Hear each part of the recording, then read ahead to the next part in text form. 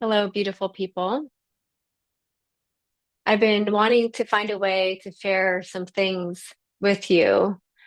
So I thought I would produce this video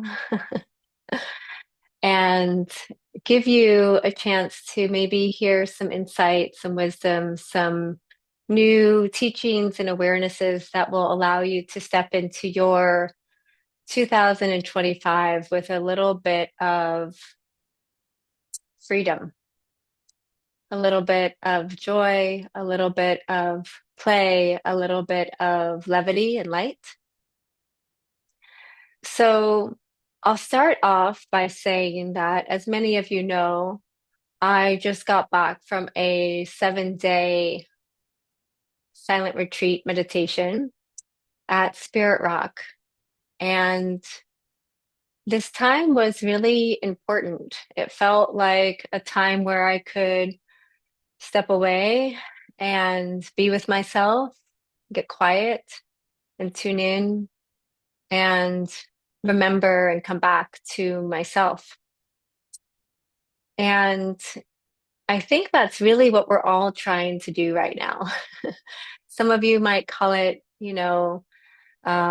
being grounded. Some of you might say, oh, I'm wanting to know my intention, get clarity, be able to turn my desires into reality, slow down, um, clean it up, get my body right. It comes out in these different ways. But really, underneath all of that, rushing around to make sure that we are doing life right, doing life correct, and getting our needs met. In the process, there's this really wanting to just come back to our truth of ourselves and the goodness within all of us. So, my hope is to share with you just a couple of principles to allow you to do that as easily as possible over the next couple of weeks, the next couple of months. And there are tools and spaces and places for us to all gather to do this together if you'd like. Starting January 14th, I'm going to be starting a winter renewal series. It will be a 3-class series where I will be teaching and instructing and coaching on ways for you to connect to your intuitive living, for you to be able to manifest, for you to be with what is and the reality of what is, and be able to skillfully resource the tools that we all have in order to create the life that we want. So let's dive in. Let's get started. How do we make this happen? So I learned a new word on retreat. It's a Hawaiian word, and it's the name of it is kuleana. And the term is often related to one's job or responsibility, but it comes from in Hawaii, there were these plot of lands given to families, and they didn't own the land, but it started at the top of the mountain, and then it was a pie shape down to the water's edge. And that family was to take care of that plot of land. And that was their kuleana. And I love this word so much. I've been thinking about it since I heard of it on retreat. And there's an opportunity to really focus, I think, this winter season, this new year, on our kuleana, our ability to stay with what is our job, what is our responsibility, where do we put our energy right now? And that's it. And it's not to say that if someone's not taking care of their plot of land over here and disturbing the environment right next door, that it won't affect this, right? Because we are all interconnected, of course. However, when we get distracted and we are so concerned about what's happening over there and not tuned into what's happening within, we are always getting ourselves in deep trouble, is what I see, me included. Yeah. So there's an opportunity to really just focus if we can do nothing else right now. Okay, we're stepping into the new year. We really get to get clear on, okay, here's the top of the mountain, here's the beach. Here's my pie. Here's my slice of the pie. Here's my responsibility. And where do I extend that out? And I'm looking over here outside, wanting everyone to do what I'm doing in order for me to be happy, in order for me to have that sense of joy, that satisfaction, that sense of I'm okay, this okayness we're all looking for. So here we are. We're going to, number one, first lesson. Let's all recognize that in 2025, we get to really stay and recognize what is our kuleana and what is not our kuleana. And we have to ask ourselves this often, I think, because there's a habit, most likely, that we've all fallen into that pull us away, that wants to blame and say, well, this person did this, so I couldn't be nice. And well, if only this happened and I had that and I had this and I had that, then I could get it done. And that's just all the excuses, because really, if we can recognize, if I really just tend to this plot of land here, from the mountain's top to the beach, to the edges of the beach and the shore, and it flourishes and it's alive and it's well and it's good, then I can actually give from that overflow. And that's actually radical responsibility. That is the radical responsibility that we are all needing to really have that hard look in the mirror and recognize and understand. So, this is number one. This is your opportunity to say, okay, let me remind myself each day, what is my kuleana? What is not my kuleana? Right? So, that's number one. The second thing I'm wanting to see if I can talk about here with you and encourage you to think about is your body, and how much are you devoted to taking care of your body and honoring your body. It is really hard to deal with uncertainty, with the hard, the work, the pain, the constant unknown, and the impermanence of life when our body is not feeling strong. It's very hard to do when our body is not, when we're making choices with our body that are not in alignment with what we know to be true, what we know we need to be doing. And many of you know that I've started my career as a coach in um, health and fitness, and I have a master's degree in exercise science and performance enhancement specialist. And essentially, I've been trained to work with people so that when they are wanting to be at the top of their game, I can support them to make sure that their mind and their body is ready for game day, essentially. And so I started off my career working with athletes and then moved to the general public and the executives and high performers in other ways. So I always still come back to this, martial arts background, this fitness mindset that I have of recognizing that um, we are really, really just incapable. It's like the humanity of us. We are really not going to be able to achieve at the level that we know is possible with the fulfillment added. So maybe you can succeed and you got the golden token or something, you got the gold coins, but was it fulfilling? Was it satisfying? Were you able to enjoy that journey? None of that's going to happen without being connected to the body and honoring the body. We have to bring the body with us. So, my hope for you in 2025 is to bring the body with you, to bring the body with you, to tune in. And some of you, that might look like, taking a pause from drinking or smoking pot or having some edibles. Some of you, it's like, I really need to stick to my fitness plan. Some of you are going to say, I got to get out in nature and go on some hikes sometimes. Some of you might want to have a full holistic program that really has you have that discipline and um, that devotion to saying this is important, and no matter what my mood, no matter what I think, I am going to show up for this thing. And that is you building what I call your muscle of pride.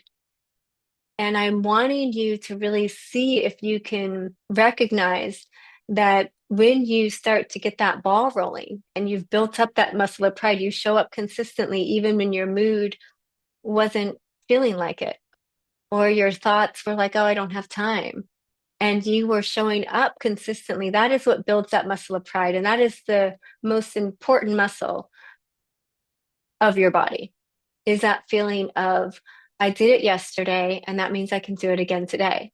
And I did it today, and that means I can do it tomorrow. And there's a trust that you build within yourself when you continue to show up consistently. And that's the muscle of pride that you build.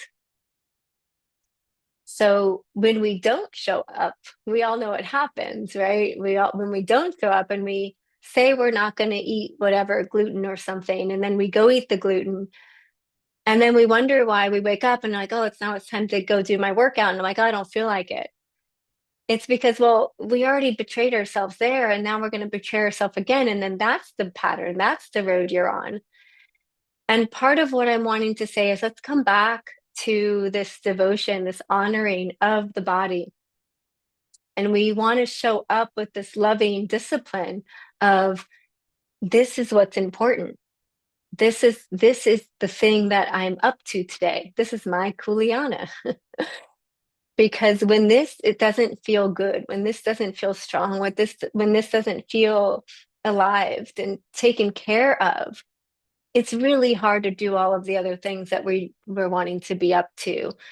Show up for our family, be there for our kids, get the investment we're looking for, stick to our being kind to the people around us, growing our businesses, whatever it is that wrote down for the year that you're wanting to call in,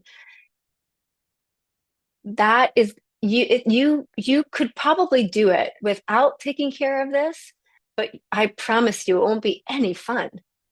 And you deserve to be happy. We all deserve happiness. We all deserve to feel good.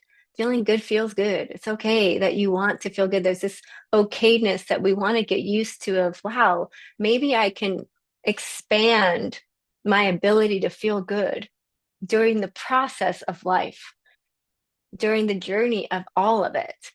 And that's going to start with you honoring that body of yours. So me go ahead and recap so far. We're going to focus on our kuleana. Okay. I got to notice when my energy is going to like wanting to fix everything else and take responsibility for everyone else's kuleana. And I'm going to be like, oh, hold on. Here's my plot of land from the mountain to the beach. Focus here. Yeah. And then second, we're going to honor that body. You're going to tune into it every single day and as many times a day as needed to say, hello, body. What do you need from me, body? Share with me, what is that right action now? How do you want me to show up for you? And we're going to build that muscle of pride by listening to it consistently, not just for January or February, but all year long. And I would love to support you with that because if you know me, that's like my favorite thing to help people with is getting their body as strong as it wants to be. So, last but not least, so number 3,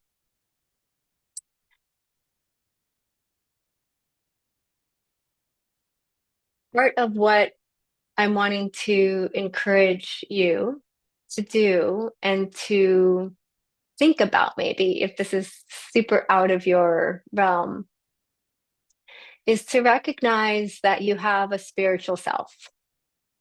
And you can call it anything you want to call it. You can call it your best self. You can call it your strongest self, your most confident self. You can call it your wisest self. But you have a spiritual self that you can tune into. And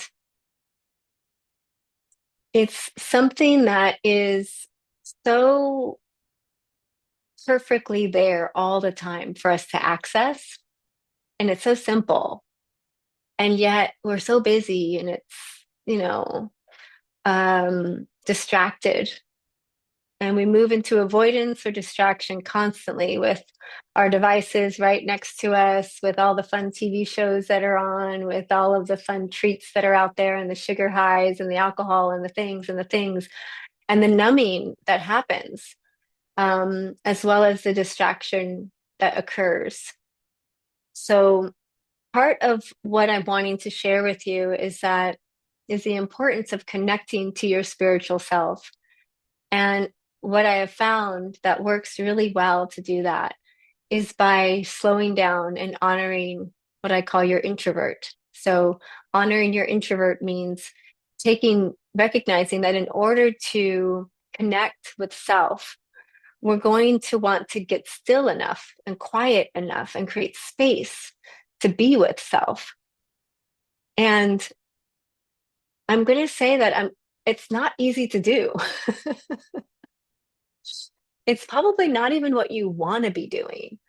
There's all these fun things to do, and there's always something fun to do, that might be more exciting than sitting down and taking a moment to close your eyes and be still, or to just be with yourself. Go on that hike by yourself, or go out to dinner by yourself and do some mindful eating, or sit and write in your journal, or whatever it is that allows you to connect back to your spiritual self, to the goodness of you, to the wisest part of you.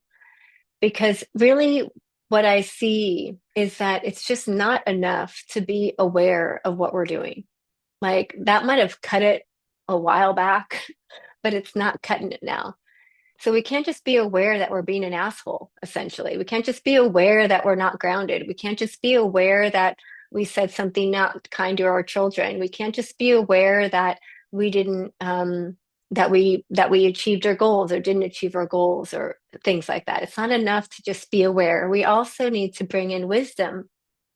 We also need to bring in right action. We also need to skillfully resource the tools that we have in order to essentially respond appropriately to what is happening in the moment. And this is what I call intuitive living. Your ability to access that intuitive wisdom in the moment, to like do the thing that needs to happen. And so, in order to cultivate that, so you can be present enough in the present moment when there's lots of noise, we have to be able to at least be in the present moment when there's quiet, be with ourselves in that quiet space. And this is what I call honoring that introvert, honoring space and quiet to be with yourself in whatever way that works for you. So I'll name some of the ways I do that: through journaling, through meditation, through lighting some candles and just sitting and looking at a beautiful view, to go on nature walks, to walk slowly, to do walking meditations, to listen to music and only listen to music, not like while I'm walking or doing the dishes or something, but just like listen to the sounds and be aware of that. So slowing down, essentially, being still, taking a pause, taking a time out for you as often as you need to ground into the center, into the sweetness of that, what I call your spiritual heartbeat, that sense of, oh yeah, there's okayness happening right now, even with all of the busy. So these are the three aspects I would love to share with you and encourage you and talk to you about and communicate about. And the first is this radical responsibility around your kuleana. Okay. Can you start with honoring the body? Yeah. And tuning into it. And then third, can we connect with our spiritual self and come back to our spiritual heartbeat as many times as we need to throughout the day, to take that pause so that we can actually not just be aware of what we're doing, but bring some wisdom into action. That is what 2025 is wanting from you. Or that's at least what I'm here to share with you that I'm going to do. And what I'm hearing a lot of people are resonating with and are wanting as well. So let's do this together. Come join me for my offerings I have coming up. There's a winter renewal series starting on January 14th. It's a three-class series. We've got some groups coming up for the year. We have individual coaching. I think I've got about 3 to 4 spots left for one-on-one coaching starting in February. And there'll be more offerings along the way. So check out my site and we'll be in touch. If any of this resonated with you and you want to hop on a call with me just to connect if you've never met me before, I'll be offering some open times to do a complimentary consult as well for like a 30-minute slot. So you can go check that out. Okay. Well, may you be happy. May you be safe. May you live with ease of well-being. I love you. Well, bye.